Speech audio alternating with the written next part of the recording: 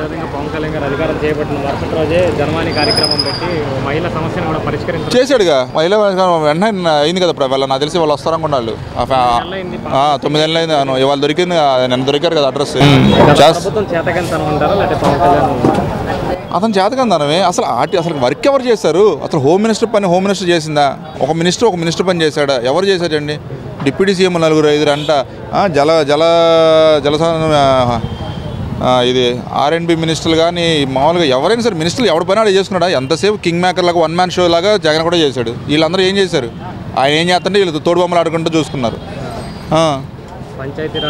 పంచాయతీరాజ్ శాఖ కానీ నిధులు లేవు. వాళ్ళు చూస్తున్నాడుగా. అసలు ఎన్ని చూస్తుంటే బొక్కలన్నీ తెస్తున్నాయి. జగన్ పవన్ కళ్యాణ్ గారు అదే కదా, అన్నీ మొత్తం స్టడీ చేస్తున్నారు. ఏంటో పరిస్థితి అసలు ఎలా తీసుకొచ్చి ఎలా క్లోజ్ చేయాలో కూడా అర్థం కావట్లేదు వాళ్ళకి. అంత ఇదైపోయి ఉన్నాం, అంత మునిగిపోయి ఉన్నాం రాష్ట్రం. ఇవన్నీ ఒక టైం పడుతుంది, 1 year పడుతుంది. వాళ్ళు ఎంత ముందు అసలు ఎన్ని సెట్ చేసే లోపల మొత్తం అంతా సెట్ చేసేసరికి సెట్ అయ్యిద్ది. సెట్ చేసేసరికి అది పవన్ కళ్యాణ్ కంపల్సరీ సెట్ చేస్తాడు. ఎందుకంటే అది మాకు అంత నమ్మకం ఉంది. అతను ఆ నమ్మకం ఉంది. ఎందుకంటే ఏదో పదవుల కోసమో ఆస్తుల కోసం అతను రాలా, జనాలు బాగుండడం కోసం వచ్చాడు. ఇప్పుడు అసలు రాజీనామా చేశారని అసలు ఆయనకి అసలు అవన్నీ నథింగ్ అండి. పదవులు జనాలు బాగుండాలి. మళ్ళీ జేబులో డబ్బులు తీసుకొచ్చి పెడతాడు. మరి వాళ్ళు అంటే ఎందుకంటే గుండెలో పెట్టుకుని గెలిపించుకున్నారు కదా, వాళ్ళని ఎందుకు వదులుతాడు? మరి వాళ్ళని కదా, రాష్ట్రాన్ని వదలడండి అతను.